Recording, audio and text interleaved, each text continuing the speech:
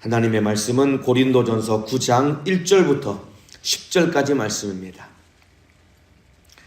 가정에 계신 성도님들도 성경을 찾으시고 오늘 각자 가지고 계신 성경으로 또 뒤에 스크린에 본문이 또 띄워질 겁니다. 천천히 또박또박 큰 목소리로 하나님의 말씀을 오늘 내 신비에 새긴다는 마음을 가지고 오늘 진실하게 합독하여 읽도록 하겠습니다. 시작. 내가 자유자가 아니냐, 사도가 아니냐, 예수 우리 주를 보지 못하였느냐, 주 안에서 행한 나의 일이 너희가 아니냐, 다른 사람들에게는 내가 사도가 아닐지라도 너희에게는 사도니 나의 사도됨을 주 안에서 인친 것이 너희라. 나의 길문하는 자들에게 발명할 것이 이것이니 우리가 먹고 마시는 권이 없겠느냐. 우리가 다른 사도들과 주의 형제들과 게바와 같이 자매된 아내를 데리고 다닐 권이 없겠느냐. 어찌 나와 바나바만 일하지 아니할 권이 없겠느냐. 누가 자비량하고 병정을 다니겠느냐. 누가 포도를 심고 그 실과를 먹지 않겠느냐.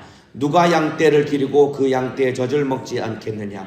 내가 사람의 예대로 이것을 말하느냐. 율법도 이것을 말하지 아니하느냐. 모세의 율법에 곡식을 밟아 떠는 소에게 망을 씌우지 말라 기록하였으니 하나님께서 어찌 소들을 위하여 염려하심이냐. 전혀 우리를 위하여 말씀하심이 아니냐. 과연 우리를 위하여 기록된 것이니 밭가는 자는 소망을 가지고 갈며 곡식 떠는 자는 함께 얻을 소망을 가지고 떠는 것이라. 아멘.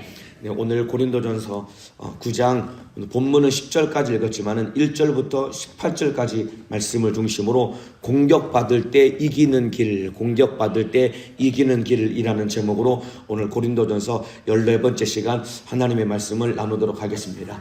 이제 성경책을 내려놓으시고 저를 잘 봐주시길 바랍니다. 눈을 크게 뜨시고 새벽에 여차하면은 졸음 앞에 그냥 나는 간곳 없이 그냥 예배가 그냥 끝날 수 있습니다. 눈을 크게 뜨시고 오늘 기왕에 예배하러 왔으니 오늘 말씀을 잘 들으시고 기도에 승리하시기를 바라겠습니다. 시작부터 이 고린도전서를 시작하면서부터 계속해서 반복적으로 드리는 말씀이지만은 고린도 교회가 가지고 있었던 가장 큰 문제는 무엇이냐면은 고린도 교회 안에 분쟁이 있었고 또 그 분쟁으로 인해서 이 파벌이 생겼습니다. 그래서 크게 4개의 파벌이 있었는데 첫 번째는 바울파, 두 번째는 아볼로파, 세 번째는 게바파. 나는 이것도 저것도 싫다. 그냥 그리스도파. 이러면서 서로 분쟁이 있어서 파벌이 생기면서 서로를 막 비난하기를 시작을 한 겁니다. 그런데 이 더 안타까운 것은 무엇이냐면은 이 고린도 교회를 누가 세웠냐면은 사도 바울이라는 사람이 가서 고린도 교회에 복음을 전했고 교회를 세워서 개척한 교회가 이 고린도 교회입니다. 그런데 문제는 이 고린도 교회는 바울이 세웠는데 성도들을 통해서 오히려 바울이 공격을 받기 시작한 겁니다. 교회를 세우고 나서 또 다른 지역으로 이동했는데 그 뒤에 온 사역자들에 의해서 이 교회가 분열되면서 나중에는 이 성도들이 바울을 비난하고 공격하기를 시작한 겁니다. 여러분 이건 참 목회자로서 마음 아픈 일입니다. 여기 우리 구역자님들, 기관자님들, 직분자들 계실 텐데 그렇잖아요. 내가 섬기는 참으로 영혼들이 보니까 뒤에서 수군거리면서 나를 비난하고 욕하고 공격할 때 이거 참 마음 아픈 일 아닙니까? 물론 여러분 모든 사람들이 다 나를 좋아할 수는 없습니다. 여러분 사람 5명만 모아놔도 모든 사람들이 다 나를 좋아할 수는 없습니다. 그 가운데 또 나를 싫어하는 사람이 생기기 마련입니다. 왜냐하면 우리는 하나님이 아니기 때문에 모든 사람들을 다 만족시킬 수 있는 완벽한 리더와 완벽한 영혼 관리자는 없습니다. 물론 내가 잘못을 해서 그가 마음이 상해서 나를 미워하는 것이라면 내가 무릎 꿇고 주님 앞에 진실하게 회개함으로 말미암아 해결을 해야 되겠지만은 그러나 잘못이 없을지라도 오해로 말미암아 상대방이 나를 싫어할지라도 그럼에도 불구하고 내가 그를 품고 사랑할 수 있어야 되는 것입니다. 여러분 주변에도 참으로 나를 싫어하고 또 나에 대해서 오해를 가진 사람들 얼마든지 있을 수 있습니다. 그를 미워할 것이 아니라 그럼에도 불구하고 그를 품고 사랑해주고 그래서 그 영혼을 살려낼 수 있는 주님 심정 가진 자가 되시기를 주님의 이름으로 축복합니다. 자, 오늘 본문을 읽어보면은 이 고린도 교회 안에 들여다보면은 이 바울이 고린도 교인들로부터 공격을 받은 3가지 이유가 있습니다. 고린도 교회 성도들이 바울을 공격하고 오해했던 3가지 이유가 있는데 그 3가지가 무엇이냐면은 이 첫 번째는 뭐냐면은 바울이 진짜 사도가 맞느냐, 이것 때문에 고린도 교회 성도들이 이 바울을 공격했습니다. 두 번째는 뭐냐면은 왜 결혼을 안 하고 저렇게 혼자 살면서 사역을 하나? 왜 결혼을 안 하냐? 이것 가지고 또 공격을 받았습니다. 세 번째는 뭐냐면은 왜 바울이라는 사람은 왜 사례를 받지 않느냐? 바울은 쉽게 말하면은 이 생활비, 사역비를 받지 않고 자비량으로 사역을 했거든요. 근데 이것 가지고 또 왜 사례를 받지 않느냐? 이것 가지고 공격을 했습니다.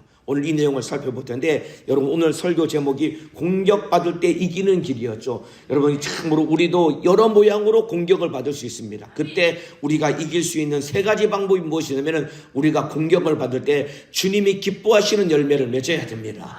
인정하시면 아멘 하시겠습니다. 공격을 받을 때 주님이 기뻐하시는 열매를 맺어야 되고, 두 번째 또 우리가 공격을 받을 때 여러분 부르심을 따라 묵묵히 주님을 따라가기만 하면 되는 것입니다.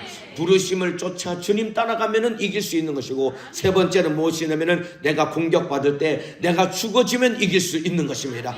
오늘 이 세 가지 내용, 바울이 당했던 공격 세 가지, 그리고 그 공격이 올 때마다 이길 수 있는 방법 세 가지 내용에 대해서 오늘 말씀을 나누도록 하겠습니다. 자, 눈을 크게 뜨시고 잘 보시길 바랍니다. 벌써부터 조시는 분들이 계신데, 제가 이 교육국에 가서 이 주일 학생들하고 이 중고등학생들 말씀을 전할 때는 계속 여기 봐야지 계속 얘기하거든요. 왜냐하면 애들 집중력이 막 떨어지니까 계속해서 혼내키면서 설교를 하는데, 여러분들은 어르시니까 참으로 다 눈을 크게 뜨시고 오늘 집중해서 잘 들으시길 바랍니다. 자, 1절 2절 제가 읽어드리겠습니다. 내가 자유자가 아니냐, 사도가 아니냐, 우리 주 예수 우리 주를 보지 못하였느냐, 주 안에서 행한 나의 일이 너희가 아니냐, 다른 사람들에게는 내가 사도가 아닐지라도 너희에게는 사도니 나의 사도됨을 주 안에서 인친 것이 너희라.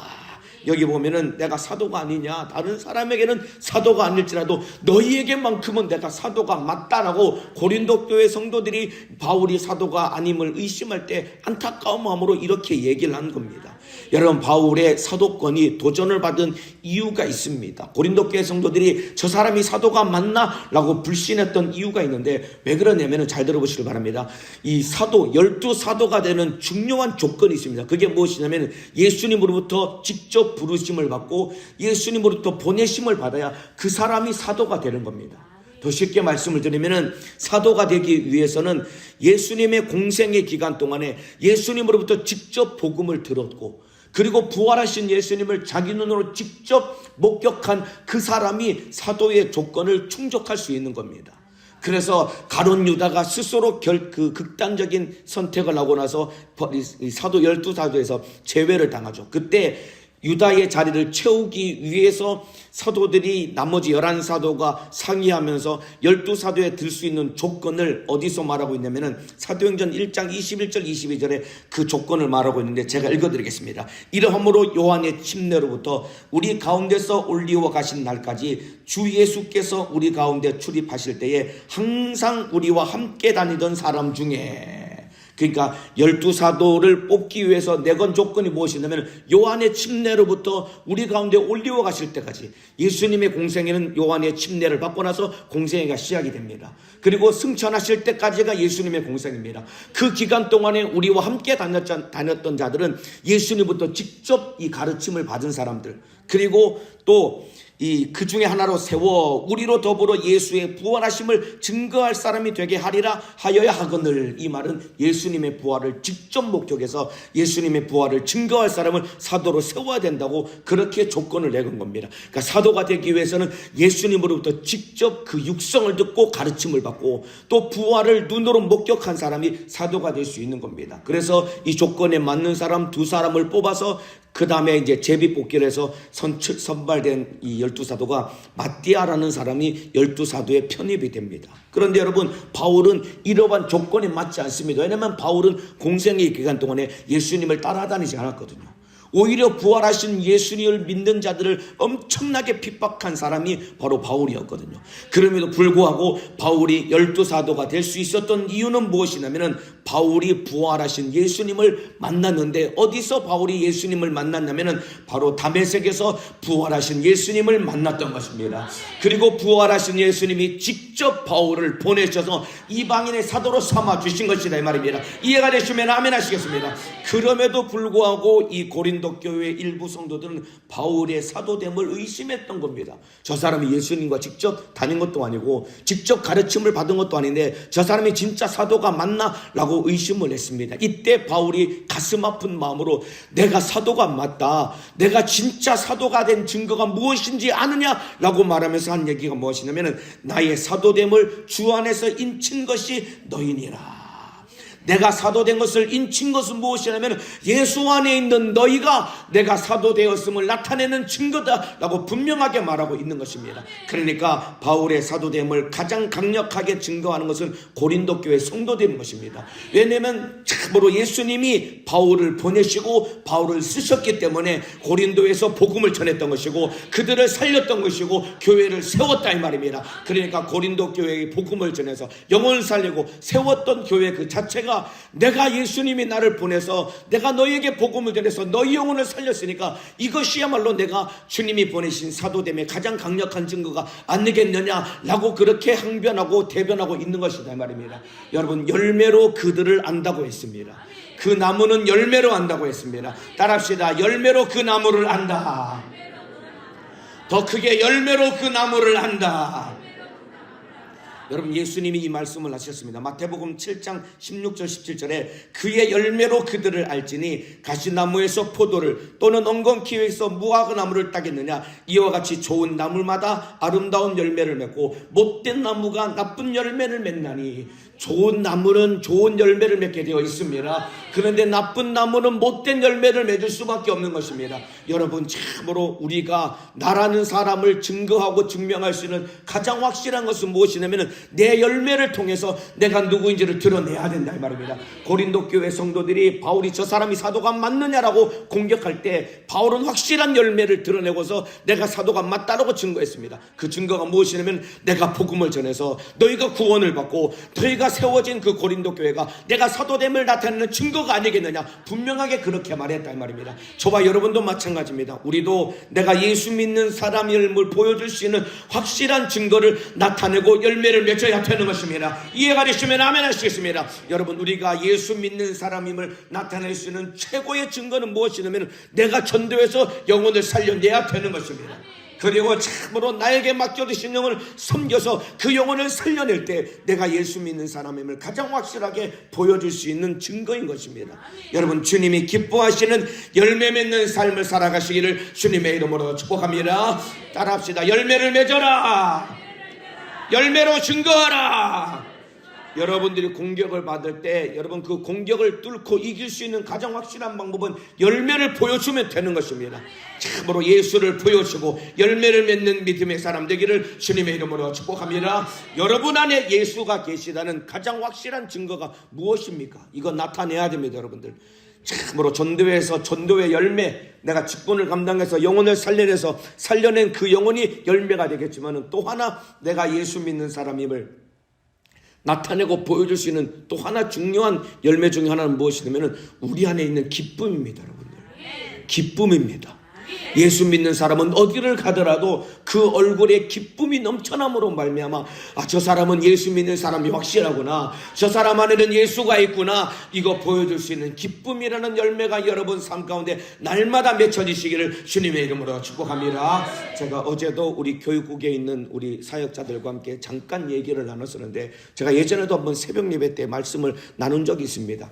여러분, 기독교인들의 표지는 무엇이냐면 기쁨입니다. 책마다 표지가 있습니다. 여러분들, 교과서마다 표지를 보면은 이 교과서가 어떤 책인지 알 수 있습니다. 표지에 국어라고 써 있으면은 그 교과서는 국어 교과서입니다. 수학이라고 써 있으면은 그 교과서는 수학입니다. 표지를 보면은 이 책이 무슨 책인지를 알 수 있는 것과 똑같이 여러분, 기독교인들의 표지는 무엇이냐면은 기쁨인 것입니다. 여러분 안에 날마다 기쁨이 넘쳐나기를 주님의 이름으로 축복합니다. 그래서 여러분, 빌립보서에도 주 안에서 항상 기뻐하라, 아무것도 염려하지 말고 기뻐하라, 끊임없이 기뻐하라고 명령하는 것은, 데살로니가 전서에서도 기뻐하라고 명령하는 것은 기독교인들의 삶의 표지는 기쁨인 것입니다. 여러분들이 오늘 하루 어디를 갈지라도 여러분 내 안에 예수가 계시지 않습니까? 예수가 내 안에 계시다고 믿으시면 아멘 하시겠습니다. 그 예수 때문에 우리는 영생과 천국을 소유했다 이 말입니다. 이미 내 안에 천국이 있다 이 말입니다. 영생을 가졌다 이 말입니다. 비록 여러분 돈은 많지 않고 비록 참으로 남편 때문에 속상하고 아내 때문에 마음이 아프고 그리고 자식들 때문에 부모 형제들 때문에 힘들고 비록 참으로 질병 때문에 고통당할지라도 그러나 내 안에는 예수가 계시고 천국과 영생이 있기 때문에 우리는 참으로 얼마든지 기뻐할 이유와 조건을 확보하고 가진 자다 이 말입니다. 그렇기 때문에 예수 안에 항상 기뻐하기를 주님의 이름으로 축복합니다. 또 한번 큰 목소리로 따라합시다. 주 안에서 항상 기뻐하라. 주 안에서 항상 기뻐하라.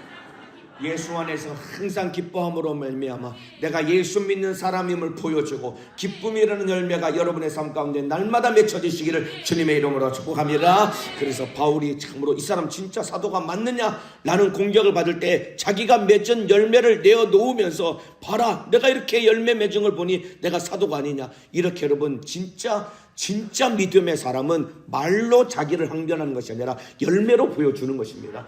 열매로 여러분의 참으로 삶을 나타내고 예수 믿는 사람임을 증거할 수 있는 믿음의 사람 되기를 주님의 이름으로 축복합니다. 자, 또 두 번째 이제 바울이 공격당했던 내용은 무엇이냐면 저 사람은 왜 결혼을 안 하나, 왜 혼자 저렇게 사역을 하나, 이것 때문에 또 공격을 받은 겁니다. 자, 그 내용 3절에서 5절입니다. 제가 읽어드리겠습니다. 나를 실문하는 자들에게 발명할 것이 이것이니 나를 참으로 비난하고 공격하는 자들에게 내가 이렇게 설명을 하겠다는 이야기입니다.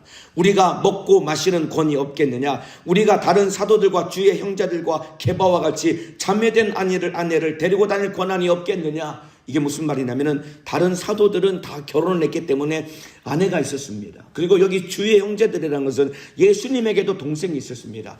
야고보, 그리고 시몬, 요셉, 유다, 이 4명의 예수님의 동생들도 복음을 전하면서 다녔거든요. 이들도 결혼해서 아내들과 함께 사역을 했습니다. 특별히 보면은 게바와 같이 자매된 아내를 데리고 다닐 권한이 없겠느냐. 게바는 베드로를 말하는 겁니다. 여러분, 베드로도 아내를 데리고 다니면서 함께 사역을 했습니다. 이 전승에 의하면은 이 베드로의 아내도 함께 사역을 하다가 베드로의 아내가 먼저 순교를 합니다. 이때 이 베드로의 눈앞에서 베드로의 아내가 이 순교를 할 때 베드로가 마지막 그 아내를 사랑하는 마음으로 그의 믿음을 붙잡아 주기 위해서 마지막 고통 가운데 순교할 때 얼마나 힘들겠습니까? 그러니까 그 베드로가 자기 아내에게 오직 예수님만 바라보시오, 오직 예수님만 바라보시오, 마지막 권면을 하고 그 아내가 순교하는 모습을 바라보고 베드로도 마지막 십자가에 거꾸로 못 박혀서 죽음으로 말미암아 하나님의 뜻을 이루었다 이 말입니다. 이와 같이 이 당시에 사도들도 게바도 그리고 예수님의 동생들도 아내를 다루고 다니면서 사역을 했는데, 그런데 베드로는 아내가 없었거든요.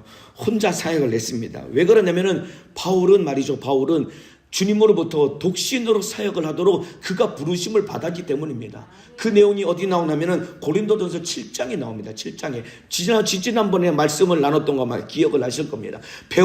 바울은 독신으로 부르심을 받아서 혼자 사역을 했고, 그러면서 결혼 안 한 처녀들과 그리고 혼자 된 과부들에게 차라리 그냥 나처럼 혼자 사는 것이 좋다라고 이야기를 할 만큼 베드로는 독신으로 부르심을 받았던 것입니다. 그런데 이 고린도 교회가 이 사도 바울을 트집 잡기를 시작하니까 별것 가지고 다 시비를 걸었던 겁니다. 여러분, 이와 같이 우리도 신앙생활 하다 보면은 별것 아닌 것 가지고 꼬투리 잡고 물고 늘어질 때가 있는데, 그때 우리가 공격을 받을 때 이길 수 있는 방법은 무엇이냐면은 남들이 뭐라고 할지라도 묵묵히 예수님만 부르심을 따라서 예수님만 쫓아가시기를 주님의 이름으로 축복합니다. 누가 뭐라고 할지라도 부르심을 따라서 묵묵히 주님만 따라가기만 하면은 어떠한 공격도 이길 수 있는 것입니다. 예수님만 바라보고 따라가시기를 주님의 이름으로 축복합니다. 공격을 받고 어려움을 당할 때 주님이 나를 부르신 그대로 예수님만 따라가면 되는 것입니다. 한번 큰 목소리로 따라합시다. 예수님만 따라가자. 더 크게 예수님만 따라가자. 하다 보면은 참 별일을 여러분 다 겪을 겁니다. 여러분들도 아마 교회 안에서 이 사람 때문에 저 사람 때문에 속상하고 속 썩고 마음 상하는 일들 얼마든지 있을 것입니다. 뭘 이런 걸 가지고 나한테 이렇게까지 하나 라고 오해하고 나에 대해서 뒤에서 수군거리는 얘기들을 얼마든지 들을 것입니다. 왜냐하면 보이지 않는 악한 마귀 사단 귀신 역사가 내 마음을 무너뜨리려고 그렇게 이 원수가 괴계를 부리는 겁니다. 그런데 어떠한 원수가 방해를 할지라도 부르심을 따라 묵묵히 예수님만 바라보고 예수님만 따라가며 천국 갈 때까지 승리하시기를 주님의 이름으로 축복합니다. 자, 그 다음에 이제 오늘 본문의 대부분을 차지하는 내용이 뭐냐면은 왜 바울이라는 사람은 사례를 받지 않는가? 쉽게 말하면 왜 생활비를 받지 않고 저렇게 사역을 하냐? 바울은 자비량으로 사역을 했거든요. 이것 가지고 또 시비를 건 겁니다. 자, 오늘 6절입니다. 어찌 나와 바나바만 일하지 아니할 권이 없겠느냐? 일하지 아니할 권이 없겠느냐? 오직 왜 나와 바나바만 이렇게 일하면서 사역을 하겠느냐라고 말하고 있는 겁니다. 여러분, 바울은 일하면서 자비량으로 사역을 했습니다. 바울과 바나바가 했던 일이 무엇이냐면은 이 천막을 만드는 일이었습니다. 그래서 고린도 지역에 갔을 때는 이 브리스길라와 아굴라라는 부부를 만나서 천막을 짓는 일을 하면서 바울이 자비량으로 사역을 했던 겁니다. 그러니까 돈을 받지 않고 이 성도들이 낸 헌금 안에서 생활비를 받아서 사역을 한 것이 아니라 자기가 일해서 먹고 마실 것을 자기가 해결하면서 그냥 복음을 전했던 것입니다. 바울이 왜 그랬냐면은 잘 들어보세요. 이게 이 당시에 이제 헬라 문화권의 이 배경을 알아야지 이 내용을 이해할 수 있습니다. 여러분, 이 당시에 여러분 헬라 문화권의 이 철학자들과 이 수사학자들은 이 각 지방마다 이 돌아다니면서 연설이나 강연을 하면서 이들이 돈을 법니다. 오늘날로 말하면은 이 토크 콘서트라고 하지요. 유명한 이런 유명한 사람들이 지역마다 다니면서 사람들을 모아가지고 이 강연 같은 거 하면은 많이 받는 사람은 한두 시간 하고서 1,000만 원씩 받아서 챙겨갑니다. 유명한 사람들, 이름 있는 사람들은. 오늘 그 당시에도 마찬가지입니다. 이 당시에도 이 철학자가 얼마나 이 유능한가를 측정하는 방법이 뭐냐면은 얼마나 많은 사람들을 모으고 강연료를 얼마나 많이 받느냐에 따라서 이 사람의 유능한 정도를 측정을 한 것입니다. 자, 근데 바울이 여러분 사례를 받지 않았던 이유는 무엇이냐면은 여러분 바울이 전하는 복음은 여러분 참으로 이는 값싼 철학의 가르침이 아니라 값으로는 매길 수 없는 생명의 복음이기 때문에 그들과의 차별을 두고서 내가 전하는 복음은 세상 사람들이 말하는 철학의 가르침이 아니라 영원한 생명의 복음이라는 것을 반증하기 위해서 사례를 받지 아니하고 그냥 복음을 전했던 것이다 이 말입니다. 이해가 되시면 아멘 하시겠습니다. 그러니까 내가 전하는 복음은 너희들한테 돈 몇 푼 받을 만큼 그렇게 값싼 복음이 아니야. 값으로는 매길 수는 없는 너희들에게 영원한 생명이 되는 하나님의 말씀을 전하고 있는 것이야. 이것을 여러분 생활 사례를 받지 않음으로 말미암아 복음의 가치를 그것으로 역설적으로 참으로 복음의 가치가 얼마나 가치 있는 것을 그렇게 보여주고 나타내고 싶었던 것입니다. 그런데 오히려 고린도 교회 성도들은 이 바울을 뭐라고 공격했냐면은 야, 저 사람이 진짜 사도가 아니니까 저렇게 자격지심 때문에 사례를 못 받는 것 아니냐라고 수군거렸던 겁니다. 저 사람이 진짜 사도가 맞으면은 당연히 떳떳하게 전하고 돈을 받을 건데 저 사람이 사도가 아니니까 저렇게 돈을 못 받는 거 아니냐 이렇게 공격을 했던 것입니다.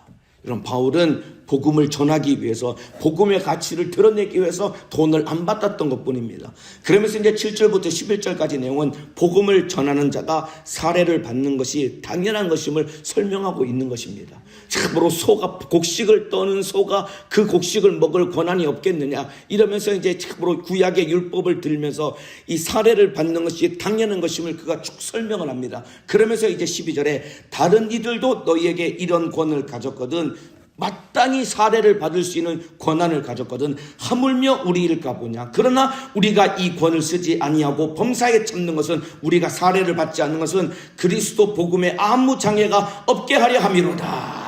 바울은 여러분 사례를 받을 충분한 권리를 가졌음에도 그 권리를 포기했던 이유가 무엇이냐면 복음의 가치를 훼손하지 않기 위해서 복음을 위해서 기꺼이 자기를 희생했던 것이다 이 말입니다. 이해가 되시면 아멘 하시겠습니다. 혹시라도 돈을 받으면은 복음을 듣는 자들이 다른 철학자들이 말하는 값싼 철학의 가르침과 복음과 똑같은 수준에 놓을까봐 너무나 걱정이 돼서 생명의 복음을 전하고 돈을 받지 않음으로 말미암아 내가 너희에게 전한 이 복음이야말로 진짜 생명이다라고 가르치기 위해서 이 모든 권한을 다 내려놓았다는 것입니다.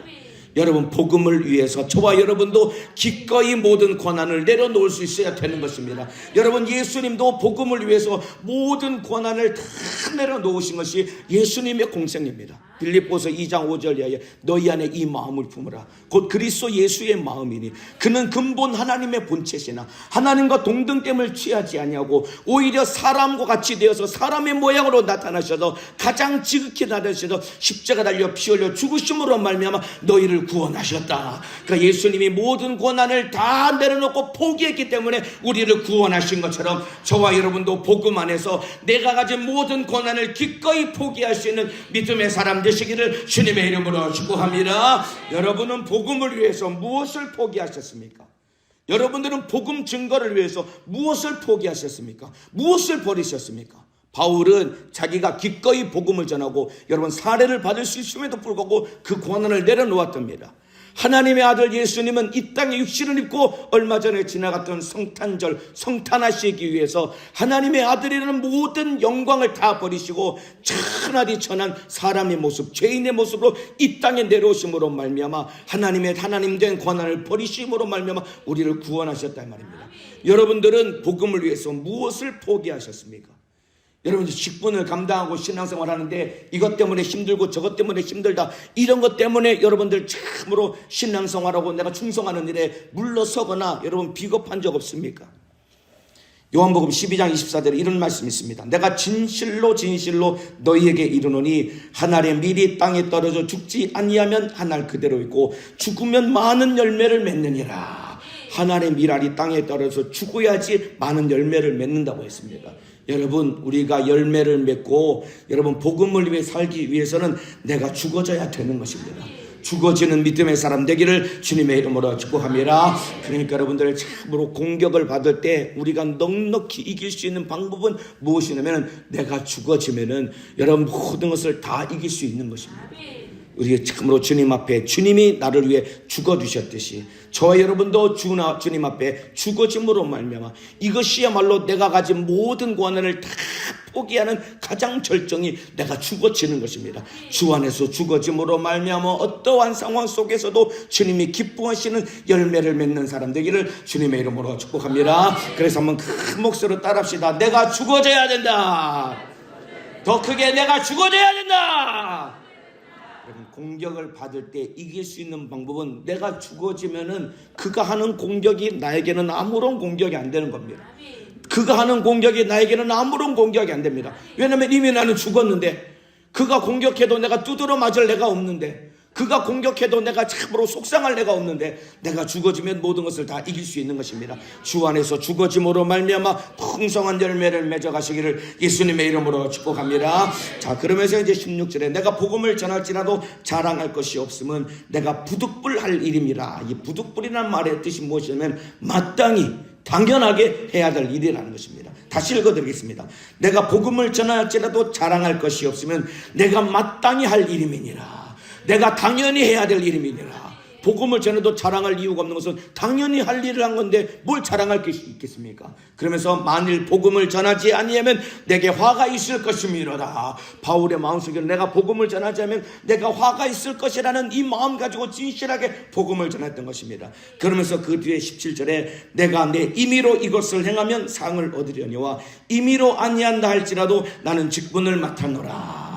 여기서 말하는 임의로라는 말의 의미는 무엇이냐면 자진해서 자발적으로 이런 뜻입니다. 그러니까 이걸 다시 읽어드리면 내가 자발적으로 이것을 행하면 상을 얻으려니와 누가 시키지 않고 내가 자원해서 한다면 내가 상을 얻겠지만은 그러나 내가 자발적으로 아니한다 할지라도 나는 직분을 맡아노라. 이 말이 무슨 말이냐면은 여러분 전도는 첫 번째는 무엇이냐면 누가 시키지 아니할지라도 자발적으로 해야 되는 것이 전도인 것입니다. 이해가 되시면 아멘 하시겠습니다. 구원받은 자는 누가 하라 마라 할 필요 없이 구원받았으니 내 안에 있는 복음을 당연히 마땅히 복음을 전해야 되는 것입니다. 복전도는 자발적으로 해야 되는 것이고 또 하나 두 번째는 무엇이냐면은 내 안에 설령 자발적으로 자진해서 할 마음이 없을지라도 사명을 부여받았기 때문에 마땅히 전도해야 되는 것입니다. 그러니까 전도자, 우리 구원받은 자의 마음속에 전도에 대해서 가져야 될 마음은 무엇이냐면,